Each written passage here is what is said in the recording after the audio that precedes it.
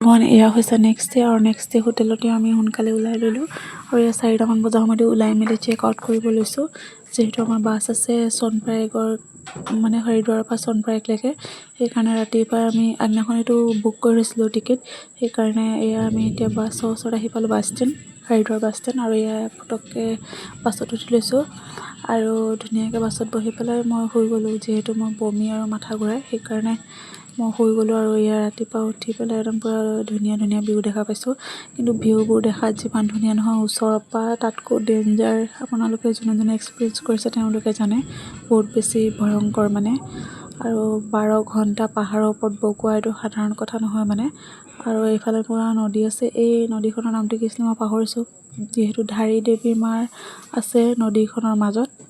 আৰু এয়া হৈছে তাৰ নেক্সট ডে যিহেতু আমাৰ সিদিনাখন আহি পোৱা গধূলিয়ে হৈছিলে 5টামান বাজিছিলে 12 ঘণ্টা ৰাস্তা গৈ পেলাই সেইকাৰণে হেৰি বন্ধ আছিলে ৰেজিষ্ট্ৰেশ্যন বন্ধ আছিলে যাত্ৰা বন্ধ আছিলে আৰু নেক্সট দিনা গ'লোঁ বৰষুণ দিয়াৰ কাৰণে সেইদিনাখনো ৰেজিষ্ট্ৰেশ্যন বন্ধ কৰিছিলে আৰু মানুহ ইমান বেছি ভিৰ হৈ আছিলে ৰেজিষ্ট্ৰেশ্যন চেক কৰাবৰ কাৰণে তাৰ পিছদিনাখন আকৌ গ'লোঁ তাৰ পিছদিনাখনহে খুলিছে যিহেতু অলপ বৰষুণ দি থকাৰ কাৰণে খুলি দিলে আৰু ৰাস্তা মানে বেয়া হয় যিহেতু বৰষুণ দিলে শিল চিল পৰি পেলাই ৰাস্তাটো খহাই লৈ যায় সেইবাবে ভয়তে মানে বন্ধ কৰি থয় যিহেতু আৰু এইফালে একদম পূৰা ঘোঁৰা আপোনালোকে যদি আহে ঘোঁৰাটো যাব পাৰিব পালকিটো যাব পাৰিব আৰু পিঠিটো যাব পাৰিব আৰু হেলিকপ্টাৰতো যাব পাৰিব হেলিকপ্টাৰত যদি আপোনালোকে যায় তেতিয়াহ'লে ফাটাৰ পৰা যাব লাগিব আৰু যদি আপোনালোকে ঘোঁৰা পালকি আৰু পিঠিত যদি যায় তেতিয়া আপোনালোকে চনপাৰেগ বা গৌৰীকুণ্ডৰ পৰা যাব পাৰিব আৰু এয়া দেখিছে ন ৰাস্তা আৰু ওপৰলৈ যিমান গৈ থাকিব ন সিমান অক্সিজেন লেভেলটো বহুত কম হৈ যায় আৰু তাত যিহেতু বহুত বেছি ঠাণ্ডা সেইকাৰণে আৰু এয়া দেখিছে নহয় পাহাৰৰ বগাই গৈ আছোঁ আৰু আমি আছিলোঁ সীতাপুৰৰ পৰা 28 কিলোমিটাৰ কেদাৰনাথ আৰু গৌৰীকুণ্ডৰ পৰা আপোনাৰ 22 কিলোমিটাৰ যিহেতু আৰু যিমান আপুনি খোজকাঢ়ি ওপৰলৈ গৈ থাকিব আপোনাৰ অক্সিজেন লেভেল সিমান কম হৈ গৈ থাকিব আৰু এইফালে যিহেতু 14 কিলোমিটাৰ দেখাইছে এয়া হৈছে পুৰণা যিটো ৰাস্তা আছিলে তাৰ হয় আৰু এইফালে বগা বৰফৰ নিচিনা দেখিছে যে আমি তালৈকে যাব লাগিব আৰু এইফালে মোৰ প্ৰিয় মানুহজনে সুধিছে কেনেকুৱা লাগিছে মই কৈছোঁ দেখিছাই নহয় কেনেকুৱা লাগিছে তুমি থকাৰ কাৰণে মই আহিব পাৰিছোঁ মানে চুচৰাই বগাই লৈ অহা নিচিনা আহিছে আৰু মানে উশাহ ল'ব পৰা নাই মানে ওপৰত বহুত অক্সিজেন লেভেল কম আপোনালোকে যদি যায় অক্সিজেনৰ বটল দুটা লৈ যাব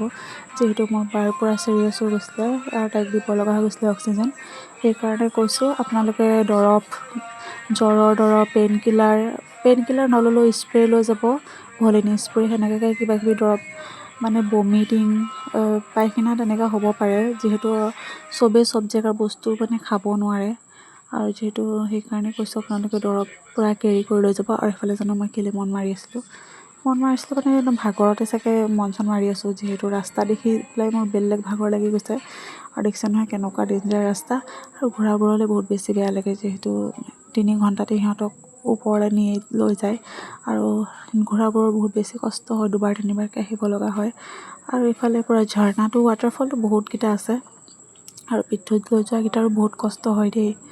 কাৰণ অকলে মানুহ উঠিবলৈ কাৰণে উশাহ চোশাহ নোপোৱা নিচিনা লাগে আৰু এনেকৈ পিঠিত লৈ পালকিত লৈ মানে বহুত বেছি কষ্ট হয় আৰু ৰাস্তাও বেলেগ ডেঞ্জাৰ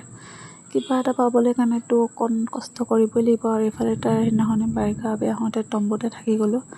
আৰু 2 কিলোমিটাৰমান থাকিয়ে গ'ল মন্দিৰ যাবলৈ আৰু এইফালে ৰাতিপুৱা মোৰ প্ৰিয় মানুহজনে ভিডিঅ' বনাইছে আৰু সি মোক সদায় কয় তুমি মোক ভিডিঅ'ত কেলৈ নোলোৱা বুলি মই কওঁ লওঁৱেচোন দেখাই থাকোঁ বোলো সেইকাৰণে আজি ভালকৈ দেখাই দিছোঁ আৰু এইফালে আহি পাই গ'লোঁ মন্দিৰ আহি ধুনীয়াকৈ আমি লাইন পাতিছোঁ এতিয়া প্ৰসাদ লৈ আৰু এতিয়াতো ৰ'দ দি আছে কিন্তু তাৰ অলপ দেৰি পিছতে পূৰা বৰষুণ দিলে বৰষুণত পূৰা চেঁচা পেলাই দিলে মানে তাত জুই নেহেৰাকৈ আপুনি থাকিব নোৱাৰে বহুত বেছি ঠাণ্ডা পেলাই দিয়ে আৰু এইফালে এটা বনাইছিলে ডাঙৰকৈ এয়া সন্ধিয়াৰ টাইমত আকৌ আশীৰ্বাদ ল'বলৈ গ'লোঁ আৰতি চাবলৈ গ'লোঁ আৰু এয়া হৈছে তাৰ নেক্সট দিনা ৰাতিপুৱা আকৌ আমি সোমবাৰ দিনাখন বাবাক লগ পোৱাৰ আনন্দই বেলেগ সেইবাবে আকৌ বাবাৰ মন্দিৰলৈ গ'লোঁ আৰু তাৰে নেক্সট দিনা আমি আহিলোঁ হৰিদ্বাৰৰ কাৰণে যিহেতু আমাৰ হৰিদ্বাৰৰ টিকেট আছিলে 18 তাৰিখে সেইকাৰণে 17 তাৰিখে তাৰপৰা ওলাই দিলোঁ আৰু ওলাই পেলাই আমি এদিন গৈ আছোঁ গংগা নদী পাৰলৈ আৰু গংগা নদী পাৰত আহি পেলাই আমি গংগা পানী ল'লোঁ আৰু এইফালে হৈছে গণপতি বিসৰ্জন আমাৰ অসমত যেনেকৈ দুৰ্গা পূজাৰ ইমান ধুনীয়াকৈ বিসৰ্জন কৰে তেনেকৈ তাতো ফূৰ্তি কৰি পেলাই কৰিছে আৰু তাৰ নেক্সট দিনা আমি আহি পাই গ'লোঁ চাহাৰানপুৰত আমি আহি অকণমান ভিডিঅ' চিডিঅ' বনালোঁ দুটাই আৰু কিবা কিবি খালোঁ আৰু এফালে ভেজ বিৰিয়ানী আৰু এগ এটা লৈছিলোঁ তাকো খালোঁ আৰু আজিলৈ ইমানে আকৌ লগ পাম নেক্সট এটা ভিডিঅ' সৈতে বাই।